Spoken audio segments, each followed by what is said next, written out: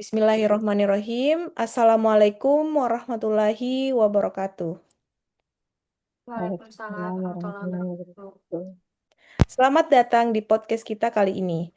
Pada episode kali ini kita akan membahas topik yang sangat relevan dan sangat penting, yaitu korupsi di Indonesia. Sebagai negara dengan banyak tantangan, kita sering mendengar tentang berbagai kasus korupsi yang terjadi di berbagai sektor. Apa penyebabnya dan apa dampak bagi masyarakat? Mari kita bahas bersama. Sebelumnya, perkenalkan, nama saya Dr. Gigi Nurul Marhamah Husain, akan memandu diskusi kali ini dan untuk itu kita sudah hadirkan 4 narasumber yang ahli di bidangnya. Ayo kita kenalan terlebih dahulu. Mungkin narasumber pertama, Mbak Harisa, AMD, bisa memperkenalkan diri. Dipersilahkan. Iya, terima kasih atas kesempatannya. Perkenalkan, nama saya Arisa. Saya adalah seorang arsiparis terampil yang kini bertugas di UPT Puskesmas Pandeglang. Ya, terima kasih.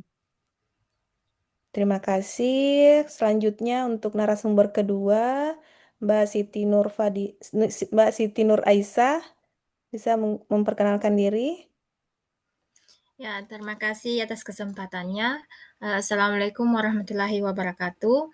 Perkenalkan nama saya Siti Nur Aisyah.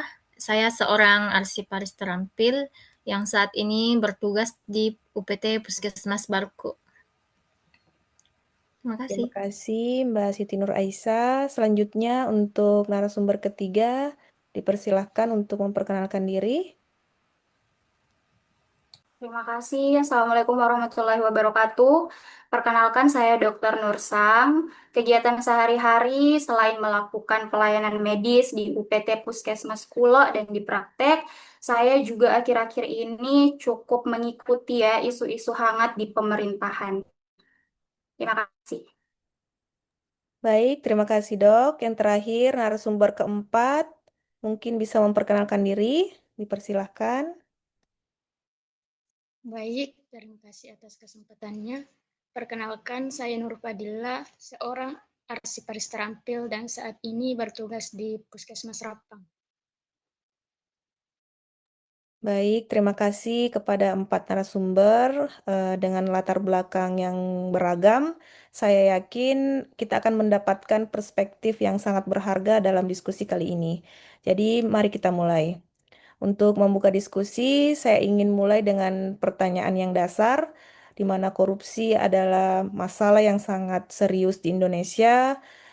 Baik, menurut narasumber pertama, Mbak Harisa, apa saja penyebab utama dari maraknya korupsi di Indonesia?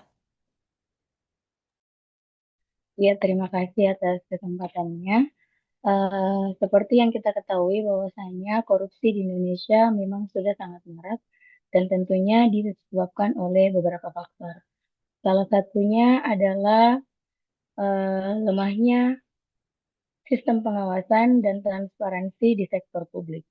Seperti yang kita ketahui bahwasanya dalam banyak kasus, banyak pejabat publik yang seharusnya menjalankan amanah dengan baik, justru memanfaatkan kekuasaan untuk kepentingan sendiri. Sangat menarik, terima kasih atas jawabannya. Selanjutnya, menurut narasumber kedua, Mbak Siti Nur Aisyah, bagaimana Anda melihat hal ini? Apakah ada faktor sosial lain yang turut mempengaruhi maraknya korupsi? Berbicara mengenai faktor sosial, saya melihat bahwa faktor sosial memang sangat berpengaruh. Salah satunya itu ketidakadilan dalam distribusi kekayaan maupun kesempatan.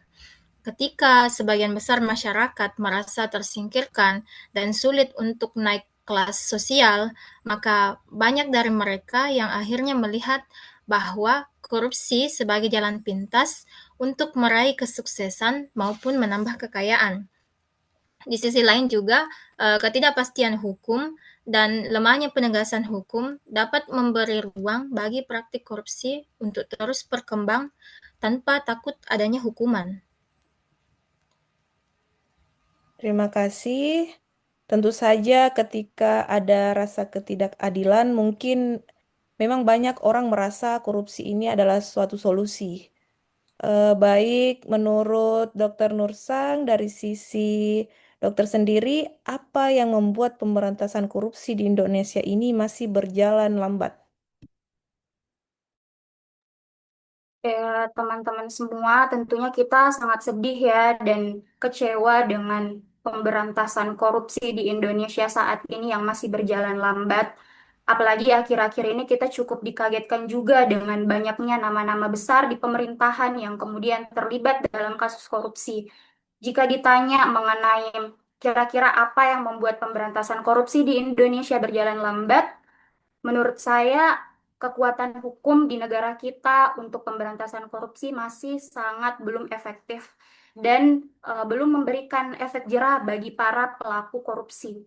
Sehingga diperlukan suatu kekuatan hukum yang bisa memberikan efek jerah kepada para pelaku korupsi ini. Tentunya banyak faktor yang mempengaruhi kenapa kemudian pemberantasan korupsi ini berjalan lambat dan tidak efektif, karena mulai dari penegakan hukum, aparatur penegak hukum yang kadang tidak berpihak dan juga lemahnya proses penyelidikan. Tentunya ini dipengaruhi oleh eh, tekanan politik ya, tekanan politik dan kepentingan, mengingat bahwa mereka-mereka yang terlibat adalah mereka yang ada di dunia pemerintahan, sehingga sangat memberikan tekanan terhadap jalannya proses penyelidikan dalam pemberantasan korupsi ini. Terima kasih banyak, Dok. Sungguh fakta-fakta yang memang terjadi sampai saat ini dan sangat mencengangkan ya.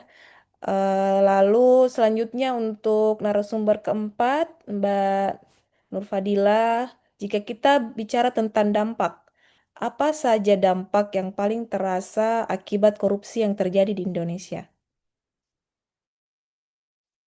Baik, dampak korupsi sangat luas.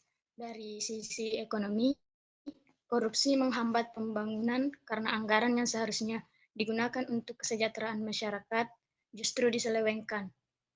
Di sektor pendidikan dan kesehatan, misalnya dana yang seharusnya digunakan untuk meningkatkan kualitas pendidikan layanan kesehatan malah dicuri. Selain itu, korupsi juga merusak kepercayaan masyarakat terhadap pemerintah, yang akhirnya membuat proses demokrasi menjadi terganggu, karena rakyat kehilangan kepercayaan pada sistem yang ada. Terima kasih, sangat menyedihkan memang ya. Dampaknya juga sangat besar dan menyentuh banyak-banyak sektor. Selanjutnya, mungkin Mbak Harisa, apakah ada contoh konkret yang bisa kita lihat mengenai dampak negatif dari korupsi dalam kehidupan sehari-hari?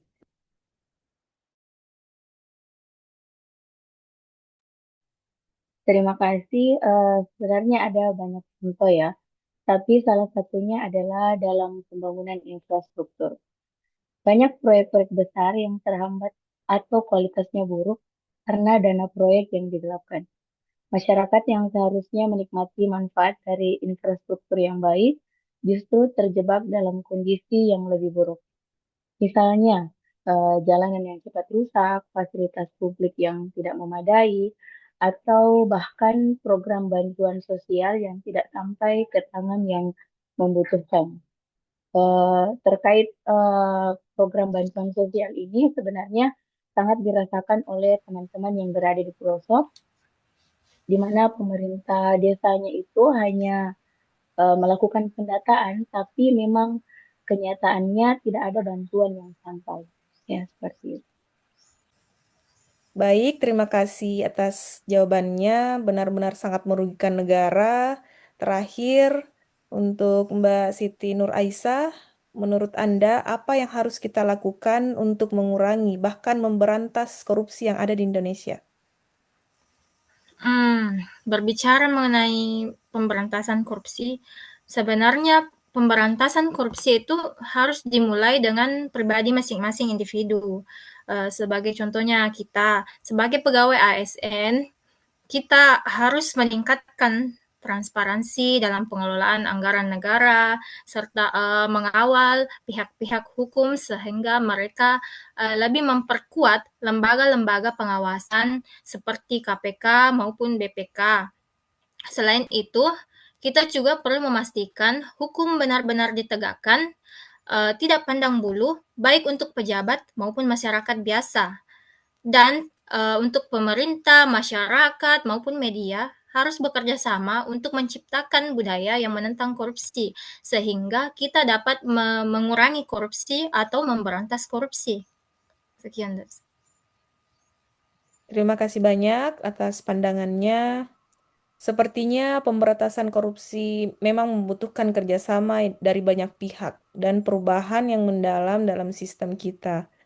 Sebelum kita akhiri diskusi kali ini, apakah ada pesan terakhir yang ingin disampaikan dari masing-masing narasumber? Mungkin dipersilahkan dari narasumber pertama.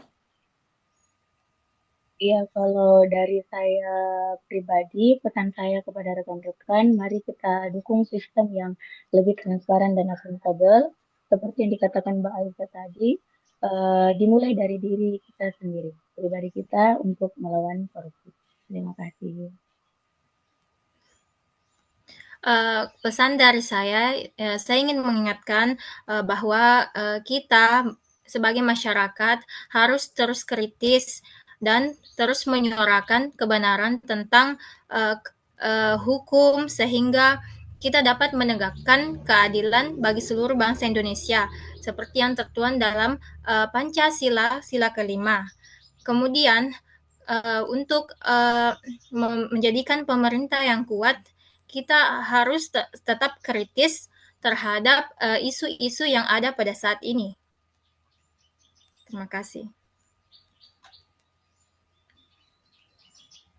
Mungkin bisa dilanjutkan ke narasumber yang ketiga.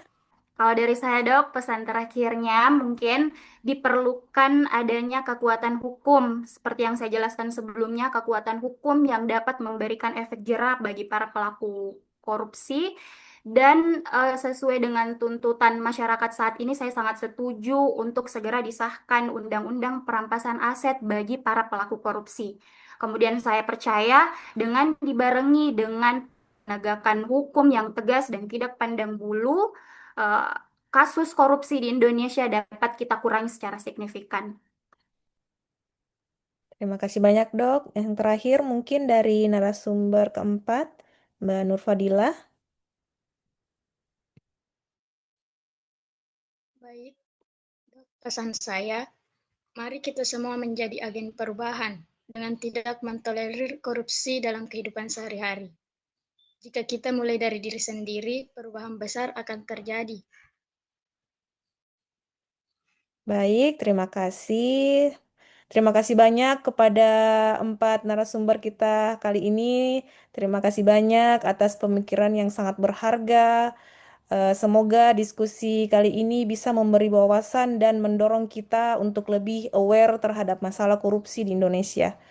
Baik, mungkin kita akhiri episode podcast kali ini. Terima kasih. Assalamualaikum warahmatullahi wabarakatuh. Waalaikumsalam Assalamualaikum Waalaikumsalam warahmatullahi warahmatullahi warahmatullahi wabarakatuh. wabarakatuh.